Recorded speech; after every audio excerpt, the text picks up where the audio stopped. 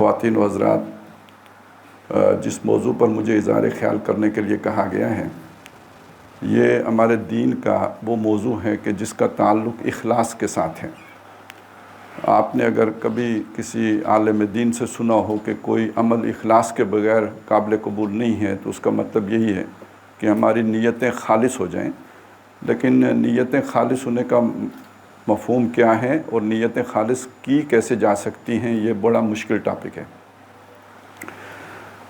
دونوں اعتبارات سے۔ اسے علمی طور پر بیان کرنا بھی اتنا آسان نہیں ہے، سمجھنا بھی اتنا آسان نہیں ہے، اور پھر اس کے بعد یہ کہ اس پر عمل پیرا ہونا بھی اتنا آسان نہیں ہے۔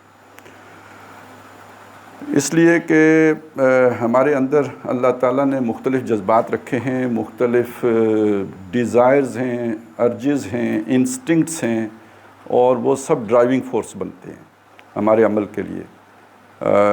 ایک بچے کی کوئی نیت نہیں ہوتی، لیکن یہ کہ جب اسے بھوک لگتی ہے تو وہ روتا ہے، عمل ہے اور اس کے پیچھے کوئی شعوری نیت نہیں ہے۔ لیکن اگر آپ اس کو پیچھے جا کے دیکھیں تو اس کے پیچھے وہ بھوک کی انسٹنکٹ ہوتی ہے جو اسے رونے پہ مجبور کرتی ہے۔ تو اس کا مطلب ہے اس کے رونے کے پیچھے بھی کوئی نہ کوئی نیت تھی جس کا شعور اسے نہیں تھا۔ میں آپ کے سامنے تقریر کر رہا ہوں، اس کے پیچھے بھی کوئی نیت ہو سکتی ہے، اور وہ نیت یہ بھی ہو سکتی ہے کہ مجھے خود نمائی کا شوق ہو، اور میں چاہتا ہوں کہ میں جانا جاؤں، پہچانا جاؤں، لوگوں کے ہاں میرا تعارف ہو، اور کوئی مجھے راستہ نہیں ملا اپنا تعارف کرانے کا، تو میں نے یہ اپنے لیے ایک راستہ نکال لیا۔ جیسے بچہ رو کے بھوک کا اظہار کر لیا اس نے، تو میں نے اپنے خود نمائی کا اظہار یوں کر لیا کہ چلے میں نے ایک فیلڈ میں ایک سکل ڈیولپ کر لی اور اس سے میں معروف ہو گیا۔ اچھا، اب اندازہ آپ لگائیں کہ خود میرے لیے کیا آسان ہے کہ میں یہ نتیجہ نکال سکوں کہ میں نے یہ کام خود نمائی کے جذبے کے تحت کیا ہے یا اللہ کو راضی کرنے کے لیے کیا ہے۔ تو میرا خیال ہے کہ میں خود اپنے آپ کو پر بھی کبھی یہ یقین سے یہ بات نہیں کہہ سکتا کہ بھئی میں نے یہ کام جو ہے اللہ کی رضا کے لیے کیا ہے۔ جو میں نے عرض کیا عین ممکن ہے کہ میں نے خود نمائی کے تحت کیا ہو۔ تو اس لیے میں کہہ رہا تھا کہ پہلی بات تو یہ ہے کہ اس ایشو کو سمجھنا اتنا آسان کام نہیں ہے۔ تو دوسرا ایشو یہ ہے کہ سمجھ جائیں تو اس کے بعد اس پر عمل پیرا ہونا بھی کوئی اتنا آسان کام نہیں ہے۔ کس درجے کی ہمیں درون بینی درکار ہوگی، انٹروسپیکشن درکار ہوگی، اپنے اندر جھانکنے کا، یعنی جس طرح ہمیں فوکس ہونا پڑے گا ایک ایک عمل کے لیے کہ تہ در تہ کھنگال کے دیکھیں کہ بھئی میری نیت کیا ہے۔ اور پھر بھی امکان ہے کہ ہو سکتا ہے کہ ہم ڈسیو ہو جائیں اپنے شعور لا شعور کے ہاتھوں، ہمارے اصل نیت کوئی اور ہو اور ظاہری نیت کوئی اور ہو۔ تو یہ اس موضوع کی ذرا گمبھیرتا ہے، اس کی سیریسنس ہے۔ دوسری طرف مجھے ڈر یہ ہے کہ یہ اگر میں اس پہ لے کے چلوں خالص علمی طور پر تو بہت خشک موضوع ہے، اور خشک ہونے کے ناطے اچھا پھر کنسیپچول ہے۔ ہمارے سائنس اسٹوڈنٹ کا ایک مسئلہ یہ ہوتا ہے کہ وہ چونکہ زیادہ پریکٹیکل ہوتے ہیں اور ان کو لیبارٹری اور یہ ساری چیزوں سے گزرتے ہیں، وہ ایکسپیریمنٹ کرتے ہیں، تو ان کے کانسیپٹس، وہ جو بھی سائنٹیفک کانسیپٹس ہوتے ہیں، وہ اس ایکسپیریمنٹ کے تھرو کلیئر ہو جاتے ہیں۔ یہ جو خالص کنسیپچول چیزیں ہوتی ہیں ذرا ایبسٹریکٹ نوعیت کی ہوتی ہیں، ان کو کسی پریکٹیکل سے نہیں گزارا جا سکتا ہے۔ یہ تصوراتی اور تخیلاتی ہوتی ہیں، اور ان پہ اگر زیادہ فوکس کیا جائے تو اکثر و بیشتر آدمی خود ہی سونے لگتا ہے، یعنی وہ بھی ایک غیر شعوری عمل ہوتا ہے، اور دماغ جو ہے نا سن ہونا شروع ہو جاتا ہے۔ تو ان موضوعات جو خشک ہوتے ہیں ان پر اظہار خیال اور بھی مشکل ہو جاتا ہے۔ لیکن چونکہ اعلان یہی کیا گیا ہے، مجھے اچھا نہیں لگتا کہ جو موضوع چنا گیا ہے میں اس سے ہٹ کر کسی چیز پہ بات کروں۔ موضوعی پہ مجھے بات کرنی چاہیے، تو بس میں آپ چاہوں گا کہ ذرا آپ فوکس رہیں گے تو میں بھی کوشش کروں گا کہ یہ چیز آپ کے سامنے رکھوں۔ سب سے پہلی بات یہ سمجھ لیجئے کہ آخرت میں کسی بھی عمل کا، جیسے ابھی اعلان میں بتائی گئی تھی بات، عمل کے اندر وزن پیدا کرنے والی شے نیت ہوگی۔ جذبہ محرکہ کیا تھا، یعنی جس چیز نے آپ کو تحریک دی ہے وہ کام کرنے کے لیے، موٹیویٹنگ فورس کیا تھی، آپ کو فورس کیا آپ نے وہ کام کیا، اس کو نیت کہتے ہیں۔ اور سارا وزن اس عمل پر نیت لگے گی۔ بدلے کا دن ہے تو اسے ایک تعریف کرا گیا، یوم تبلی السرائر، جس دن وہ چھپی چیزیں ہوتے ہیں نا، سر چھپی ہوئی چیز، اسرار آپ نے سنا ہوگا جس کا مطلب ہوتا ہے راز، سر کائنات کا لفظ، کائنات کا راز. تو سریر وہ چیزیں جو اسرار، جو چھپی ہوئی چیزیں ہیں یا سرائر ہیں، ان کو کھولا جائے گا. اللہ تعالیٰ کو سامنے لے کے آئے گا. نظر آ رہا کو دکھتا ہے، تو چھپی ہوئی شیئر ہے جو کسی کو دکھتی نہیں. قیامت کو جو چیز اللہ لے کے باہر آئیں گے وہ چھپی ہوئی شے ہے، نیت ہے کہ آپ کا اصل ارادہ کیا تھا. ایک تو یہ آپ کے سامنے چیز رہنی چاہیے. اسی طرح وہ حُصِّلَ مَا فِی الصُّدُور، یہ الفاظ بھی آپ نے یہ آخری پارے کی جو صورتیں اس میں آتے ہیں. حاصل کر لیا جائے، حُصِّلَ حاصل کر لیا جائے گا مَا فِی الصُّدُور، جو سینوں میں ہے. دیکھیں عمل تو آپ کے یعنی ہاتھ پاؤں سے ہوگا نا، یا زبان سے یا آنکھوں سے، یہ عمل ہے. سینے میں نیت ہے. وَحُصِّلَ مَا فِی الصُّدُور، اس کے اندر سے حاصل کر لیا جائے گا کہ جو اس کے سینے میں تھا. اب میں آپ کے سامنے ایک مثال، اگر یہ تصور سامنے آ جائیں تو 3 آدمیوں کا جو بہت بڑا عمل ہو سکتا ہے اس کا ذکر کیا گیا ہے حدیث میں. آپ ذرا سوچیں، اس آدمی کا تصور کریں جو ساری زندگی اللہ کی خاطر لڑتا رہا، جہاد میں حصہ لیا اس نے، اور اسی رستے میں لڑتے لڑتے ایک دن شہید ہو گیا. ہمارے دینی اعمال کے اعتبار سے جو اسے کہتے ہیں نا، جو ہائیسٹ ورچو ہے، جو سب سے بڑی نیکی ہے، وہ اللہ کی راہ میں گردن کٹانا ہے. یعنی اس سے بڑی نیکی کوئی بھی نہیں ہے کہ ایک بندہ اللہ کی راہ میں قتل ہو جائے. یہ سمم بونم کا ایک تصور ہے. جو سب سے بڑی نیکی ہوتی ہے وہ یہ ہے ہمارے دین کے اندر کہ کسی شخص نے اللہ کی راہ میں اپنی گردن کٹا دی. ظاہر ہے سب سے قیمتی چیز جان ہوتی ہے، تو وہ دے دی، تو اس سے بڑی بات کوئی نہیں ہے. ایک یہ ایسا شخص ہوگا جس نے گردن کٹوائی ہوگی اپنی. دوسرا شخص وہ ہوگا کہ جس نے مال و دولت اللہ کی راہ میں خرچ کیا ہوگا، سخی ہوگا، بہت بڑا سخی ہوگا. تیسرا آدمی وہ ہوگا کہ جس نے علم پھیلایا ہوگا، وہ ہماری طرح اس نے تقریریں بہت کی ہوں گی، لوگوں تک اللہ کی باتیں پہنچائی ہوں گی. یہ 3 لوگ ہوں گے. یہ ان کو اللہ تعالیٰ بلائے گا، سامنے کھڑا کرے گا اور ان کے آگے اپنے احسانات گنوائے گا کہ میں نے تمہیں آنکھیں دی، ہاتھ دیے، پاؤں دیے، یہ دیا، وہ دیا، اور یہ سارے احسانات گن کے اس کے بعد ان سے کہے گا تم نے میرے دین کے لیے کیا کام کیا، میرے لیے تم نے کیا خدمات سے انجام دی، جبکہ میں نے تمہیں یہ کچھ جو ہے نا وہ تم پر برسایا، نعمتوں کا جو ہے نا وہ میں بارش برسائی. وہ اپنی اپنی جگہ پہ جو بھی ان کے یہ اعمال تھے یہ بتائیں گے. عالم کہے گا میں نے ساری زندگی تیرے علم پھیلایا، لوگوں کو دین سکھایا، کریا بستی بستی، گاؤں گاؤں، گھر گھر جا کے لوگوں کو سمجھایا کہ یہ دین ہے، تو میں نے تو یہ کام کیا ہے. اللہ تعالیٰ فرمائیں گے کذبتا، تو نے جھوٹ بولا ہے. کیا مطلب؟ اس نے یہ کام نہیں کیا تھا؟ نہیں کیا تھا. تو پھر کیوں اللہ نے فرمایا جھوٹ بولا؟ وجہ بتائی. تو نے یہ کام اس لیے کیا کہ دنیا میں میری مشہوری ہو.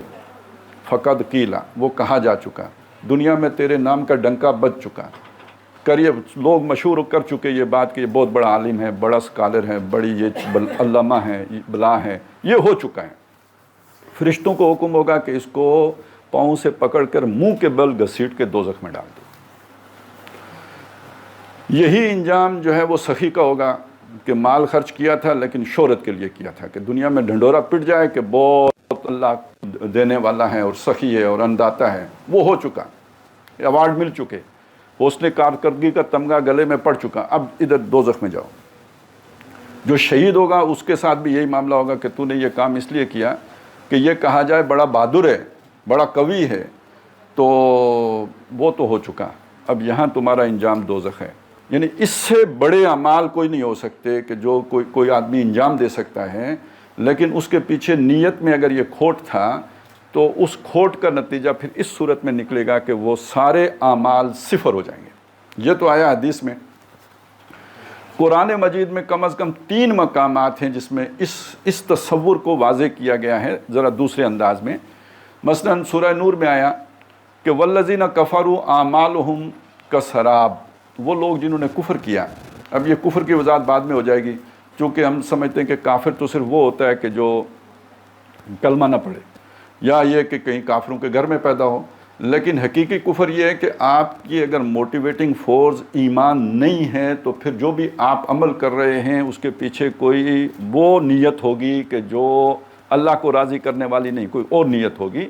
تو جب کوئی اور نیت ہوگی تو حقیقت کے اعتبار سے وہ کفر ہے. دنیا میں فتویٰ نہیں لگے گا، دنیا میں لگ بھی نہیں سکتا، کیونکہ یہاں کسی کی نیتوں کا ہمیں کیا پتہ ہے، کسی کے موٹیو کا ہمیں نہیں پتہ. لیکن یہ فتویٰ جا کے آخرت میں جسے نیتوں کا پتہ ہے وہ لگائے گا. تو والذین کفروا اعمالہم کسراب، ان کے جتنے بھی اعمال ہوں گے وہ سراب ثابت ہوں گے. سراب کیا چیز ہے؟ کہ آدمی کو نظر آتا ہے پانی ہے، کہیں دور آپ کہیں کھو جائیں، کسی صحرا میں ہوں، پیاسے ہوں، پیاس سے مرے جا رہے ہوں، ادھر آپ کو پانی نظر آئے، آپ کتنے بے قرار ہو کے اس کے پاس جائیں گے، لیکن وہاں پہنچیں تو پانی نہ ہو تو کتنی بڑی محرومی ہے، کتنا بڑا احساس ہوگا کہ بھئی یہ تو ساری کوشش ہی فضول ہو گئی. یہ بتایا کہ وہ سراب کی مانند ہوں گے. یکسبہ الظمآن ماء، جس کو پیاسا سمجھتا ہے کہ یہ پانی ہے، فلما جاءہ، جب وہ اس کے پاس پہنچتا ہے، لم یجدہ شیئا، اسے کوئی شے نہیں ملتی. اب اس کو لے کے آئے ہیں کہ یہ بندہ جو اتنے بڑے بڑے اعمال کر کے آئے گا، پہنچے گا جب آخرت میں، فوجد اللہ عندہ، تو وہاں پائے گا اپنے پاس اللہ کو، اور وہ اس سے لے گا حساب. واللہ سریع الحساب، اور اللہ حساب بہت جلدی چکتا کر دیتا ہے، دیر لگاتا ہی نہیں، یوں فوراً پتہ لگ جاتا ہے. یعنی اس کے وہ سارے اعمال سراب ثابت ہوں گے، ان کے اندر کوئی وزن نہیں ہوگا. جیسے یہ 3 اشخاص کا واقعہ میں نے آپ کو سنا دیا، کتنے بڑے بڑے اعمال ہیں لیکن اندر سے نکلا کچھ بھی نہیں، وہ پھوک ثابت ہوئے، وزن کوئی بھی نہیں تھا ان کے اندر. کیوں نہیں تھا؟ نیت ٹھیک نہیں تھی. اسی طرح سورہ فرقان، سورہ نور کے ساتھ جڑی ہوئی دوسری صورت ہے سورہ فرقان، اس میں آیا وَقَدِمْنَا إِلَىٰ مَا عَمِلُوا مِنْ عَمَلٍ، ہم قدم بڑھائیں گے ان کے اعمال کی طرف جو انہوں نے بڑے بڑے اعمال کیے ہوں گے. اب اس میں جو وہ نقشہ ہے نا، الفاظ ہیں لیکن اس میں ایک نقشہ سامنے آتا ہے. وہ جیسے آپ نے اگر کسی کو وہ جو فٹ بال میں کک لگاتے ہوئے دیکھو نا، فاؤل ہونے کے بعد جب وہ فری کک لگتی ہے تو 2-4 قدم لے کے تو وہ کک لگاتا ہے زور سے، تو بالکل وہ انداز ہے. وَقَدِمْنَا، ہم قدم بڑھائیں گے، إِلَىٰ مَا عَمِلُوا، ان کے اعمال کی طرف، مِنْ عَمَلٍ، جو بڑے بڑے عمل انہوں نے کیے ہوں گے، فَجَعَلْنَاهُ هَبَاءً مَنْثُورًا، تو ان کو ہم راکھ اڑا کے منتشر کر دیں گے، راکھ بنا دیں گے. ان اعمال کے اندر کوئی وزن نہیں ہوگا. وجہ کیا ہے؟ یہ نیت کی وجہ ہوگی. تو میں نے پہلے تو آپ کے سامنے یہ چیز رکھ دی کہ یہ کوئی اتنا سوکھا موضوع نہیں ہے، اوکھا ہے. دوسری بات آپ کو یہ سمجھا دی کہ اس کی اہمیت یہ ہے کہ ہماری ساری محنت غلط نیت کی وجہ سے عکارت ہو سکتی ہے، پوری زندگی کی محنت عکارت ہو سکتی ہے. اور وہ بڑی اس کی پرفیکٹ مثال ہے وہ جو 3 اشخاص کی میں نے آپ کو دی ہے، وہ پوری زندگی کے ان کا عمل ہے، ساری زندگی اس پر کار بند رہے ہیں، لیکن یہ کہ آخرت میں نتیجہ اس کا 0 نکلا ہے. اس کا یہ مطلب وہ کوئی ایک نماز کا مسئلہ نہیں ہے، کسی ایک روزے کا مسئلہ نہیں ہے، یا کسی ایک تقریر کا مسئلہ نہیں ہے، یہ پوری زندگی کا مسئلہ ہے. اب آئیں اس چیز کی طرف کہ یہ تو چلے ایک ہمارے سامنے منفی پہلو، سلبی پہلو آ گیا، تو مثبت طور پہ نیت ہونی کیا چاہیے؟ تو اس کو قرآن مجید نے سورہ بقرہ آیت نمبر 177 میں بیان کیا ہے. پس منظر اس کا یہ ہے کہ بڑا مشہور واقعہ ہے کہ جب نبی صلی اللہ علیہ وسلم مدینہ تشریف لائے ہیں تو آپ بیت المقدس کی طرف 16-17 مہینے رخ کر کے نمازیں پڑھتے رہے. اسے ہم اسی لیے قبلہ اول کہتے ہیں کہ حضور صلی اللہ علیہ وسلم نے مدینہ آ کے پہلے ادھر اس رخ پر نمازیں پڑھیں، اس لیے کہ پرانے نبی ادھر ہی رخ کر کے نمازیں پڑھتے رہے. اس کے بعد اللہ تعالیٰ نے دوران نماز حکم دیا کہ اب آپ اپنا چہرہ جو ہے اس قبلے کی طرف پھیر لیں کہ جو آپ کو پسند ہے. قَدْ نَرَا تَقَلُّبَ وَجْهِكَ فِي السَّمَاءِ فَلَنُوَلِّيَنَّكَ قِبْلَةً تَرْضَاهَا. اے نبی، ہم آپ کا چہرہ آسمان کی طرف اٹھتے دیکھتے رہے، یعنی حضور کے دل میں خواہش تھی کہ یہ حکم آئے، تو اب نبی ہم نے آپ کا چہرہ اس رخ پہ پھیر دیا جو آپ کو پسند ہے، جو قبلہ اس کی طرف موڑ دیا. اب جب یہ قبلہ تبدیل ہوا، اس پہ یہودیوں نے بہت شور مچایا. انہوں نے کہا یہ کیسے نبی ہیں جن کو یہی نہیں پتہ تھا کہ ہمارا قبلہ کون سا ہے؟ نبی کو تو ہر شے معلوم ہونی چاہیے، تو اگر ان کا قبلہ وہ تھا تو انہیں پہلے ہی ادھر آتے ہی پہلے دن سے ہی اسی رخ پہ نمازیں پڑھنی چاہیے تھیں. دوسرا انہوں نے یہ کہا کہ یہ تو ان کی نمازیں ہی جو 17 مہینے کی نمازیں یہ تو ساری خراب ہو گئیں، ان کا قبلہ ہی غلط تھا، اگر اصل قبلہ ان کا یہ تھا تو یہ تو ساری نمازیں قبول ہی نہیں ہوں گی. یہ انہوں نے شور اٹھا دیا. ظاہر ہے جو سادہ لوگ تھے ان باتوں میں پریشان ہو گئے کہ بھئی اگر نماز تو ایمان کا خاصہ ہے، تو اگر نماز ہی نہیں قبول ہوئی تو پھر کیا ہوگا؟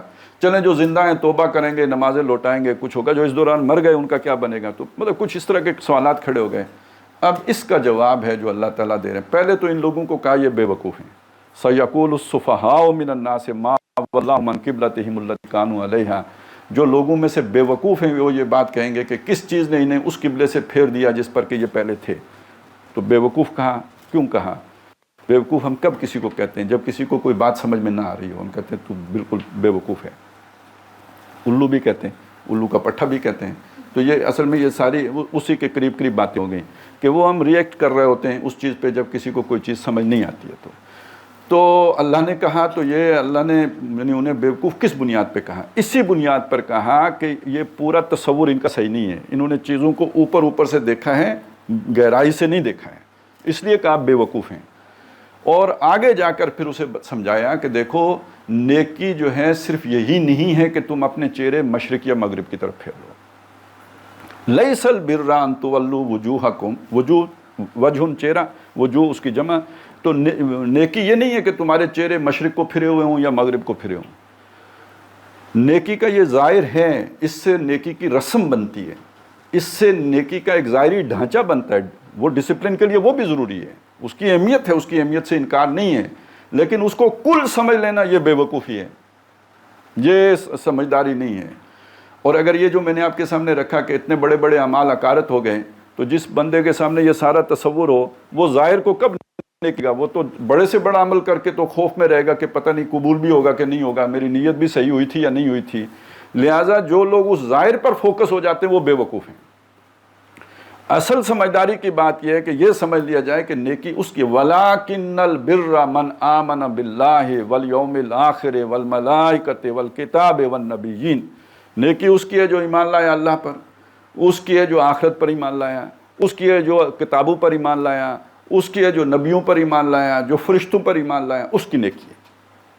اب دیکھیے پھر سوچیں، جب بھی نیکی کا لفظ آپ کے ذہن میں آئے گا، آپ کے ذہن میں کوئی نہ کوئی عمل آئے گا.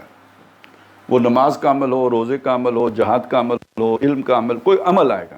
یہاں نیکی کی بات شروع کی، جب سمجھایا اللہ نے کہ نیکی کس کی ہے، تو سب سے پہلے ایمان کو لے کے آئے.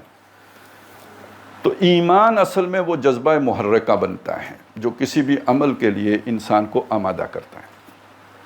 اللہ پر ایمان کا مطلب کیا ہے کہ جو عمل بھی آپ کریں اللہ کو راضی کرنے کے لیے، اللہ کو خوش کرنے کے لیے کریں. اس کی میں ایک مثال آپ کو دے دیتا ہوں، قرآن مجید سے دیتا ہوں. چونکہ ایک مثال آئی ہے نا سخی کی، تو ایک ویسے ہی کچھ لوگوں کی مثال ہے. سورۃ الدہر ہے، اس میں بتایا کہ جو لوگ جنت میں جائیں گے وہ کیسے لوگ ہوں گے. یوفون بالنذر ویخافون یوما کان شرہ مستطیرا. اللہ سے ڈرتے ہوں گے اور یوفون بالنذر، اپنی جو منتیں ہیں وہ پوری کرتے ہوں گے. اس دن سے ڈرتے ہوں گے کہ جس کا شر پھیل جائے گا، جس کی یعنی جو پریشانی کا دن ہوگا وہ پریشانی ہر ایک کو لپیٹ میں لے لے گی. اس میں آگے جا کے آتا ہے کہ وہ اللہ کی راہ میں اپنے مال خرچ کریں گے. وَيُطْعِمُونَ الطَّعَامَ عَلَىٰ حُبِّهِ مِسْكِينًا وَيَتِيمًا وَأَسِيرًا. مال خرچ کرتے ہیں، اپنا کھانا کھلاتے ہیں، یتیم کو، مسکین کو، قیدی کو کھانا کھلاتے ہیں. اور کیا کہتے ہیں؟ اِنَّمَا نُطْعِمُكُمْ لِوَجْهِ اللَّهِ. ہم تمہیں یہ کھلا رہے ہیں اللہ کی رضا کے لیے کھلا رہے ہیں، اللہ کو خوش کرنے کے لیے کھلا رہے ہیں. لا نريد منکم جزاء ولا شکورا. ہم ارادہ نہیں رکھتے تم سے کسی بدلے کا، شکریہ کے دو بولوں کا بھی. یہ ہوتی ہے جی اللہ کی رضا. یعنی آپ اگر ایمان ہے تو جو کام کریں گے اللہ کو راضی کرنے کے لیے کریں گے. اچھا چیک کیسے ہو سکتا ہے کہ میں اللہ کی رضا کے لیے کر رہا ہوں یا نہیں کر رہا ہوں؟ بڑا آسان ہو جائے گا. یہاں پہنچ کے میں نے کسی کو کھانا کھلایا، اس کے بعد اس نے مجھے لفٹ ہی نہیں کرائی، تو مجھے اگر غصہ آیا تو اس کا مطلب یہ ہے کہ میں نے کھانا کسی اپریسیشن کے لیے کھلایا تھا. اس کے بعد اگر میں تپ چڑھی تو پھر اس کا مطلب یہ ہے کہ میں یہ چاہ رہا تھا کہ یہ میں نے اس کا مجھے یہ بدلہ دے، کم از کم مسکراہٹ کے ساتھ دے. چلیں یہ نہیں کر سکتا تو شکریہ کے دو بولوں کے ساتھ دے. وہ نہیں کر سکتا تو کوئی اس کی باڈی لینگویج سے پتہ لگے کہ بھائی جو میں نے اس پر احسان کیا اس کے اثرات مجھے نظر آ رہے ہوں. وہ نہیں نظر آئے تو مجھے تب چڑھ گئی، تو اس کا مطلب ہے میں نے اللہ کو راضی کرنے کے لیے وہ کھانا اسے نہیں کھلایا تھا. اس سے کچھ میرا مطالبہ تھا، کوئی ڈیمانڈ تھی، کوئی میرے ذہن کے نیچے کہیں تحت الشعور میں کوئی اور سوچ تھی. تو وہ جو میرا ری ایکشن ہے وہ بتائے گا کہ بھائی میں نے یہ کس موٹیو کے تحت کیا تھا. تو اگر اللہ کے لیے کیا تھا تو مجھے اس سے کیا غرض ہے کہ وہ میرا شکریہ ادا کرتا ہے یا نہیں کرتا ہے. مجھے اس سے کیا غرض ہے کہ وہ اس کے بعد میری خوبی بیان کرتا ہے یا میری خامی بیان کرتا ہے. مجھے پھر اس سے بے پرواہ ہو جانا چاہیے. تو اگر اس اپریسیشن سے میری ڈیٹیچمنٹ ہے تو اس کا مطلب ہے وہ کام میں نے اللہ کے لیے کیا تھا. اور اگر میں اس کا متمنی ہوں اور اس کو میں چاہتا ہوں کہ مجھے اپریشیٹ کیا جائے، اس کا مطلب یہ ہے کہ میں نے وہ کام اللہ کے لیے نہیں کیا تھا. اسی کو ذرا اور بھی کھول لیں، یعنی چلیں اپریسیشن کا مسئلہ آیا تو ہم کتنے کام ہوتے ہیں کہ جو عوام کی خواہشات کے لیے کر رہے ہوتے ہیں، لوگوں کو اچھا لگے گا، لوگ جو ہے نا کہیں گے یہ ٹھیک ہے. تو میں عرض کر دوں کہ کم از کم کسی دیندار آدمی کے لیے یہ بات کبھی بھی سامنے آنی ہی نہیں چاہیے کہ لوگ کیا کہیں گے، اسے یہ دیکھنا چاہیے کہ اللہ کیا کہے گا. یہ اس ایمان کا تقاضا ہے. اگر یوں سوچ بن گئی ہے، یہ آپ کا ایٹیچیوڈ ہو گیا ہے، بیہیویئر تو بعد میں بنے، یہ ایٹیچیوڈ ہے، یوں آپ کی سوچ چلتی ہے، تو اس کا مطلب یہ ہے کہ وہ ایمان باللہ کا تقاضا پورا ہو گیا. لیکن اگر یوں سوچ نہیں چلتی، آپ کو لوگوں کی پرواہ ہے کہ لوگ کیا کہیں گے، لوگ خفا ہو جائیں گے، لوگ یوں ہو جائے گا، فلانا یہ ہو جائے گا، تو اس کا مطلب ہے کہ اس عمل کے پیچھے موٹیو اس آدمی کو راضی کرنا ہے، اللہ کو راضی کرنا نہیں ہے، یا لوگوں کو راضی کرنا ہے، اللہ کو راضی کرنا نہیں ہے. یہ تو ہو گیا ایمان باللہ کا تقاضا. اب آ جائیں دوسرا، ایمان بالآخرہ کا تقاضا کیا ہے. یہ اس سے بھی مشکل مضمون آ گیا ہے. دیکھیں، ہمارا اگر نقطہ نظر آخرت کے مقابلے میں دنیا بنانے کا ہے، تو اللہ جیسی علی کل شیء قدیر جب ہم سے راضی ہو گیا، ہم نے اسے راضی کر لیا ہے، تو ہمارا مطالبہ اس سے کیا ہوگا کہ ہمیں کہاں پہ دے، کیا دے. نوکری اچھی دے دے، جب تک داخلہ نہیں ملا تو اچھی یونیورسٹی میں داخلہ دے دے، جب داخلہ مل گیا تو اس کے بعد نوکری اچھی کیریئر بن جائے، کہیں آگے پروفیشن میں شائن کر سکیں. ہماری جو ہے دنیا، وہ جسے کہتے ہیں نا کوالٹی لائف، تو وہ ہمیں میسر آ سکے، پھر تو یہ مانگیں گے. اور اگر نماز بھی پڑھ کے آخر میں ساری دعائیں دنیا کے لیے ہوں گی، حج کریں گے تو ساری دعائیں دنیا کے لیے ہوں گی، اور کوئی نیکی کا کام بھی کریں گے، چلیں صدقہ خیرات بھی کریں گے تو اس امید پہ کریں گے کہ اللہ تعالیٰ کا وعدہ ہے 10 گنا کر کے دوں گا، تو چلیں یہ سود والے تو 4% دیتے ہیں، اللہ تعالیٰ ضرب 10 کر کے دیتا ہے، تو کیوں نہ ادھر لگائیں. تو پیچھے نیت تو وہی سود خوروں والی ہو گئی کہ دنیا بڑھتی رہے، دنیا پھیلتی رہے، دنیا پھولتی رہے، اسی میں بندہ آگے بڑھتا رہے. تو بے شک آپ نے یعنی ایک اعتبار سے تو موٹیو ٹھیک ہو گیا کہ اللہ کی رضا چاہتے ہیں، لیکن دوسری اعتبار سے آخرت کا بدلہ نہیں پیش نظر، دنیا کا بدلہ پیش نظر ہے، تو نیت اب بھی پھر مکمل طور پہ ٹھیک نہیں ہوئی ہے، مکمل طور پہ ٹھیک نہیں ہوئی ہے. اور جب دنیا مکمل، تو وہی تینوں چیزیں سامنے رکھیں، وہ 3 آدمیوں کو ہی، ان کے سامنے اللہ کی رضا نہیں تھی، دنیا کی مشہوری تھی. ٹھیک ہے نا، تو لوگوں کے میں مشہوری اور دنیا میں مشہوری ہونا ہے. تو یہ دونوں جو میں نے آپ کو چیزیں سنائی ہیں، اللہ کی اور آخرت والی، یہ وہ 3 آدمیوں پہ اپلائی کر کے دیکھیں گے، آپ کو بات سمجھ میں آ جائے گی. تو وہ جو اعمال ضائع ہو جائیں گے، وہ جن کا آیا سراب ثابت ہوں گے، جنہیں اللہ حبا منصورہ بنا کے اڑا دے گا، اس کے پیچھے اگر کوئی ایسا موٹیو ہوگا کہ ہم یہ چاہتے ہیں کہ دنیا ہی میں ہمیں بھلائی مل جائے، ہم یہ چاہتے ہیں کہ ہمیں دنیا کے اندر ہی مادی ترقی نصیب ہو جائے، اور یہ کہ ہم یہ چاہتے ہیں کہ دنیا میں ہماری مشہوری ہو جائے، یا کوئی اور دنیا کا غیر اللہ میں سے کسی کو راضی کرنا چاہتے ہیں، جتنا بڑا عمل بھی ہے وہ زیرو سے ضرب کھا جائے. زیرو سے ضرب تو آپ کو خوب اچھی طرح آتی ہوگی کہ بڑی سے بڑی رقم جب زیرو سے ضرب کھاتی ہے تو وہ زیرو ہو جاتی ہے. وہ بڑے سے بڑا عمل زیرو ہو جائے گا، وہ سراب ثابت ہوگا، اس کے اندر کوئی وزن نہیں رہے گا. تیسری چیز آئی ہے، بلکہ وہ 3 چیزیں، کتاب، فرشتے اور نبی. ان تینوں کو جمع کریں تو ایمان بالرسالت بنتا ہے. کیوں؟ رسالت کا مطلب ہوتا ہے پیغام. پیغام کس کا ہے؟ اللہ کا ہے. لے کے وہ جو پیغام ہے اس کا وہ کیا ہے؟ وہ کتاب ہے. لے کے کون چلا؟ فرشتہ. پہنچایا کس تک؟ نبی تک. تو تینوں مل کے ایمان بالرسالت بن گیا. یہ ایک ایمان بالرسالت کی 3 کڑیاں ہیں. پیغام یعنی کتاب، وہ جو لے کے چلا مسنجر نمبر 1 وہ فرشتہ، اور جو انسانوں میں سے مسنجر اللہ نے پکڑا وہ نبی. یہ تینوں مل کے بن گیا ایمان بالرسالت. اس کا کیا تعلق ہے؟ یہ بڑا دلچسپ تعلق ہے اس نیکی کی بحث کے ساتھ یا نیت کے ساتھ. یہ ہے کہ جی دیکھیں، یہ جو نیکی کا جذبہ اللہ نے ہر انسان کے اندر رکھا ہے، یہ جذبہ ہے، اور ہر جذبہ اندھا بہرا ہوتا ہے. ہر جذبہ اندھا، اس کی آنکھیں نہیں ہوتی. اس کے لیے اللہ نے عقل دی ہے کہ یہ جذبہ جب آپ کو موٹیویٹ کرے تو آپ نے ذرا، یعنی اسٹیئرنگ ہے، یہ بریک ہے، دونوں کام کرتی ہے عقل، کہ صحیح رخ پہ رکھنا ہے اور سپیڈ مینٹین رکھنی ہے. یہ نہ ہو کہ جناب اسی زور میں، جذبے کے زور میں کہیں آپ ایکسیڈنٹ کر بیٹھیں. تو کوئی بھی جذبہ انسان کو جب موٹیویشن دیتا ہے تو وہ اندھی بہری موٹیویشن ہوتی ہے. اس کو کنٹرول کرنے کے لیے عقل ہوتی ہے. شریعت کا کام یہ، یعنی نبی کا کام یہ ہے کہ آپ کو وہ گائیڈ لائن دے دے، وہ رستہ دے دے کہ جس کے اوپر آپ نے چلنا ہوتا ہے، نہ اس سے دائیں جائیں نہ بائیں جائیں، اس کے اوپر رہیں۔ اب دیکھیے موٹیویٹنگ فورس اصلاً کیا ہے؟ اللہ کی رضا۔ نمبر 2 کیا ہے؟ آخرت کی جزا۔ یہ یہاں تک تو ہو گیا ٹھیک، لیکن ان دونوں جو ہے نا جو موٹیوز ہیں یہ بھی آپ کو ڈی ٹریک کر سکتے ہیں۔ مثالیں موجود ہیں تاریخ میں، جو حضرت مسیح علیہ السلام کے ماننے والے تھے، عیسائی جنہیں ہم کہتے ہیں، وہ اپنے آپ کو نصارہ کہتے ہیں، یا کہتے تھے، اب شاید وہ نہیں کہتے، پہلے نصارہ کہلاتے تھے۔ وہ اللہ کو راضی کرنا چاہتے تھے اور زیادہ ہی راضی کرنا چاہتے تھے، تو انہوں نے ایک فیصلہ خود سے کر لیا کہ ہم شادی نہیں کریں گے، کیونکہ اس کے بعد جو ہے نا وہ زندگی مطلب خجل خواری بہت ہو جاتی ہے، تو ہم بالکل فوکس ہو کے اللہ تعالیٰ کی اطاعت کریں گے اور اس دندے میں پڑیں گے، یہیں سے ساری خرابیاں پیدا ہوتی ہیں۔ تو اللہ تعالیٰ نے یہ ان کے اس جذبے کا ذکر کیا ہے، یعنی سورہ حدید ہے 27ویں پارے کی آخری صورت ہے، وَرَهْبَانِيَّةً ابْتَدَعُوهَا، رہبانیت کی ابتدا بدعت انہوں نے خود ڈالی، مَا كَتَبْنَاهَا عَلَيْهِمْ، ہم نے ان پر فرض نہیں کی تھی، یعنی اللہ نے جو چارٹر آف ڈیمانڈ دیا تھا اس میں یہ چیز نہیں تھی، انہوں نے خود اپنے اوپر اضافی طور پر اپنے اوپر طاری کر لی اسی شوق میں۔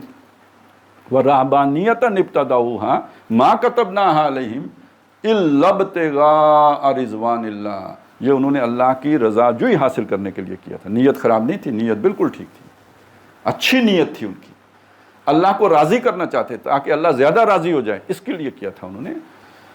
فَمَا رَعَوْهَا حَقَّ رِعَایَتِهَا، تو اس کی حق ادا نہیں کر سکے جتنا جیسا کہ اس کا حق ادا کرنے کی ضرورت تھی۔ کیوں؟ ایک مشکل کام اپنے ذمہ لے دیا تھا، وہ ہو نہیں سکتا تھا۔ تو اللہ تعالیٰ دین میں نبیوں کے ذریعے سے ہمیشہ اتنا کام بتاتا ہے جو انسان کے بس میں ہو۔ جب انسان کو اس اندھے بہرے جذبے سے کوئی کام کرے گا تو وہ اس سے اپنے پر بوجھ لاد لے گا جو اس سے پورا ہی نہیں ہوگا۔ یہ اب آپ، اور یہ پھر اتنی بڑی برائی بن گئی کہ نبی صلی اللہ علیہ وسلم کو بتانا پڑا لا رہبانیت فی الاسلام، کے اسلام میں کوئی رہبانیت نہیں، بڑی شدت سے آپ نے اس کو روکا۔ تو معلوم ہوا کہ نیک جذبے سے بھی انسان ڈی ٹریک ہو جاتا ہے، نیک نیتی کے ساتھ بھی غلط رخ پہ چل پڑتا ہے۔ اسے بیلنس کون رکھے گا، اسے سیدھی راہ پہ کون رکھے گا؟ یہ ہے اصل میں رسالت کا کام، کہ آپ نے یہ طے کر لینا ہے کہ ان حدود و قیود سے میں نے باہر نہیں نکلنا ہے جو محمد اللہ نے دی صلی اللہ علیہ وسلم، یعنی حضور صلی اللہ علیہ وسلم سے زیادہ نیک بننے کی کوشش نہیں کی۔ اس شخص نے حضور سے زیادہ نیک بننے کی کوشش کی، یہ گمراہ ہو گئے۔ اب دیکھیے نا، ہمارے ہاں جو لوگ خودکش دھماکے کرتے ہیں اس کے پیچھے سوچ کیا ہوتی ہے؟ اللہ کو راضی کرنا چاہتے ہیں، جنت میں تو وہ بہت بڑی کامیابیاں حاصل کرنا چاہتے ہیں، تو وہ دونوں چیزیں ٹھیک، دونوں والی، لیکن خرابی کہاں پیدا ہو جاتی ہے کہ جب وہ دین کو اپنے لیے رہنما بنائے بغیر اپنے ہی جذبے کے تحت ایک فیصلہ کر لیتے ہیں تو ایک فیصلہ ہو جاتا ہے۔ یہ ہمیں تو بھگت رہے ہیں، تو یہ بات ہمیں شاید رہبانیت سے زیادہ بہتر طور پر اس کے ذریعے سے ہمیں سمجھ میں آ جائے۔ تو جذبہ جو بھی ہو وہ اندھا بہرا ہوتا ہے، اسے صحیح رخ دینے کے لیے شریعت آتی ہے۔ یہ جو ہم کہتے ہیں اہدنا الصراط المستقیم، اللہ میں سیدھی راہ دکھا، یہ سیدھی راہ دکھانے کے لیے نبی آتے ہیں، یہ نبی کا رول ہوتا ہے۔ بلکہ اس حوالے سے بھی 3 آدمیوں کا میں آپ کو واقعہ سنا دوں، چلیں وہ ایکسپیریمنٹ کا میں موقع تو نہیں ہے، لیکن یہ ایک ہمارے سامنے اسے ذرا کسی نہ کسی درجے میں صورت دے دے گا کہ نبی صلی اللہ علیہ وسلم کے گھر آپ کی ازواج مطہرات میں سے کسی کے پاس 3 آدمی آئے کہ تحقیق کریں کہ حضور عمل کیا کرتے ہیں۔ یعنی ایک عمل تو وہ ہے نا جو نظر آتا ہے، مسجد میں آتے ہیں، نماز پڑھتے ہیں، یعنی اور بھی وہ بھی زیادہ نیک بننا چاہتے تھے، تو کچھ اور بھی ہم عمل کریں، تو حضور کے اعمال کا پتہ کر کے وہ عمل ہم کریں گے۔ تو جو زوجہ محترمہ سے پوچھا، انہوں نے جو بتایا تو یہ ان کے تصور سے وہ کم تھا، جو یہ سوچ کے آئے تھے نا ایک اتنا عمل ہوگا، وہ ان کے اس یعنی آئیڈیل سے کافی نیچے انہیں محسوس ہوا۔ پھر انہوں نے اپنے آپ کو تسلی دی کہ یہ تو اللہ کے نبی ہیں، معصوم عن الخطا ہیں، ان سے تو گناہ ہوتا ہی نہیں، یہ تو اللہ تعالیٰ نے ویسے بھی ان کے اگلے پچھلے سب معاف کر دیا ہے، ان کے لیے تو اتنا بھی بہت ہے، ہم گناہ گار لوگ ہیں، ہمیں بہت زیادہ کرنا پڑے گا، وہی زیادہ نیک بننا پڑے گا۔ یہ اب سوچ ان کے اندر آ گئی۔ ایک صاحب نے کہا کہ اب میں ساری رات کھڑے ہو کے نماز پڑھا کروں گا، رات کو سوؤں گا نہیں، پوری رات نماز پڑھوں گا۔ دوسرے نے یہ کہا کہ میں ساری زندگی دن کا روزہ رکھا کروں گا، کوئی دن قضا نہیں کروں گا، ہر روز روزہ رکھوں گا۔ تیسرے نے وہی رہبانیت والی بات کی کہ میں شادی گھر گرہستی کی زندگی نہیں بسر کروں گا، مجرد رہوں گا، اسی طرح رہوں گا، صرف اللہ کے لیے اپنے آپ کو خالص رکھوں گا۔ جب نبی صلی اللہ علیہ وسلم گھر تشریف لائے تو گھر والوں سے پتہ چلا کہ ایسے نیک لوگ آئے تھے اور یہ فیصلہ کر کے گئے ہیں، آپ کو بڑا غصہ ہے، آپ نے بلایا ان تینوں کو۔ جب وہ پیش ہو گئے تو آپ نے فرمایا کہ تم نے یہ باتیں کی ہیں؟ انہوں نے کہا جی ہم نے یہ باتیں کی ہیں۔ تو حضور نے فرمایا دیکھو میں تم میں سب سے زیادہ متقی ہوں، اور یعنی مجھ سے بڑا متقی کوئی نہیں ہو سکتا۔ وہی بات آپ نے، میں تم میں سب سے بڑا متقی ہوں، پرہیزگار ہوں، اللہ کی عبادت کرنے والا ہوں، لیکن میں رات کو سوتا بھی ہوں اور عبادت بھی کرتا ہوں، اور میں روزہ بھی رکھتا ہوں اور افطار سے بھی رہتا ہوں، کبھی روزے سے ہوتا ہوں کبھی روزہ نہیں ہوتے ہیں۔ اور شادیاں تو نبی صلی اللہ علیہ وسلم نے کئی کی تھی، 11 شادیاں ہیں آپ کی۔ یہ چیز بلکہ انہیں ڈانٹ بھی پلائی ہے کہ میں سب سے زیادہ متقی ہوں۔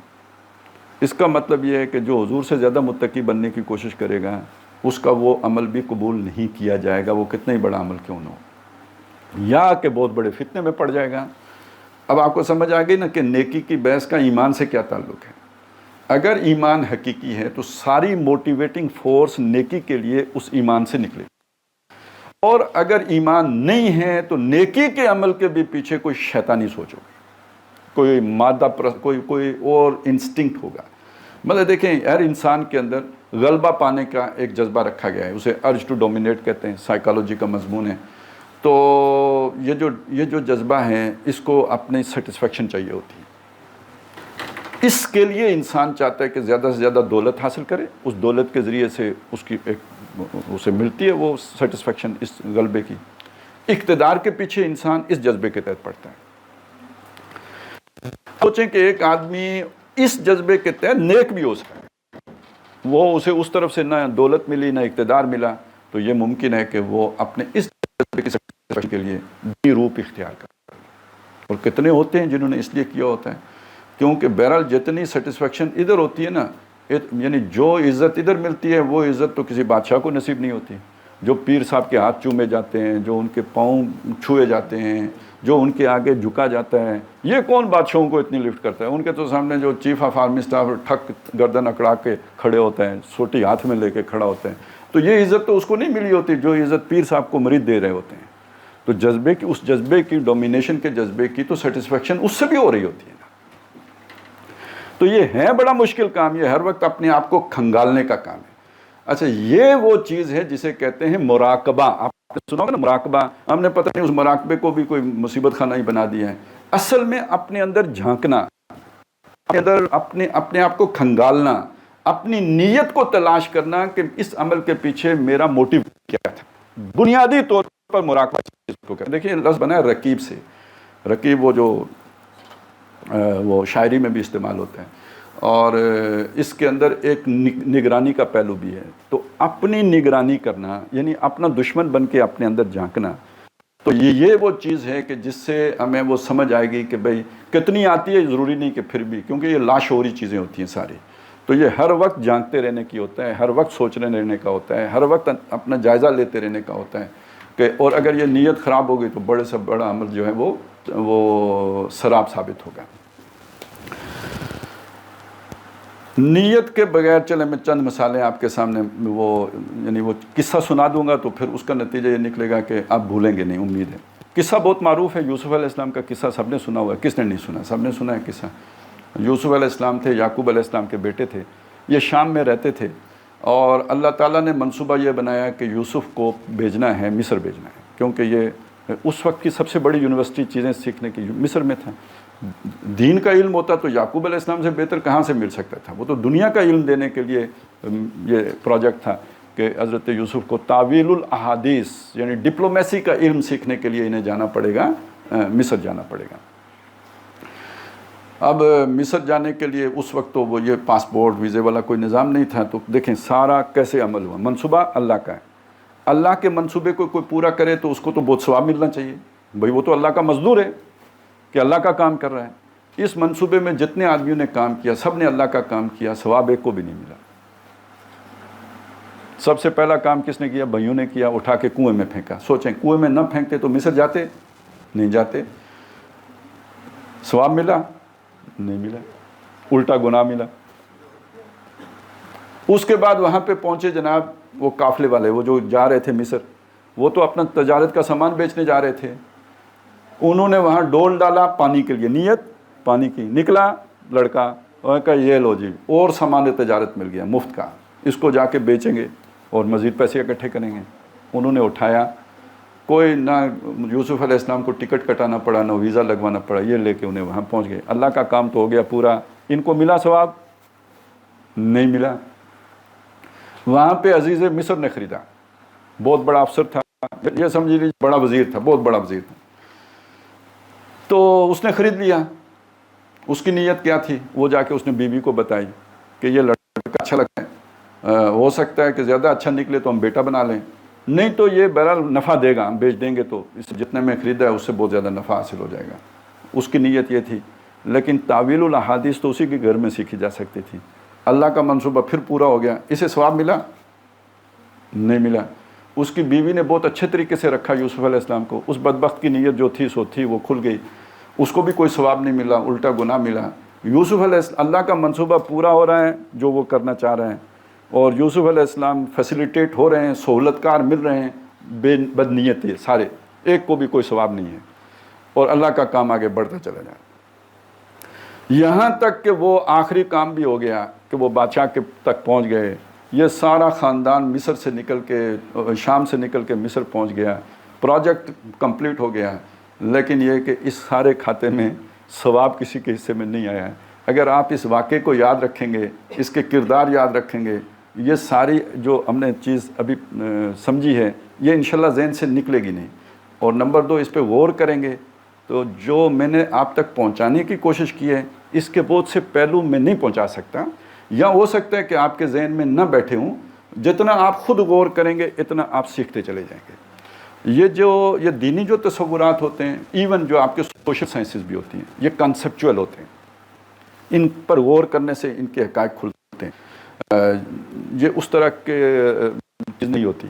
آپ اسی چیز کو دیکھ لیں، موٹی سی بات ہے کہ جتنے بھی سائنٹیفیکل فیکٹ ہوتے ہیں نا، اس کی ایک ہی ڈیفینیشن ہوتی ہے، پوری دنیا میں ایک ہی ڈیفینیشن ہوتی ہے، وہ طے ہوتا ہے کہ یہ اسے ڈیفائن کر دیتے ہیں، کوئی دو ڈیفینیشنز نہیں ہوتی۔ جو ہی آپ پولیٹیکل سائنس میں جائیں گے، اقتدار اعلیٰ کا تصور آئے گا تو 10 ڈیفینیشنز نکل آئیں گی، اور سب ماہرین کی کیوں ہوں گی۔ آپ کا پیپر ہے، آپ کو ساری لکھنی پڑیں گی۔ کیوں لکھنی پڑتی ہیں؟ وہ کانسیپٹ ان 10 کے 10 کے اندر ہوتے ہیں،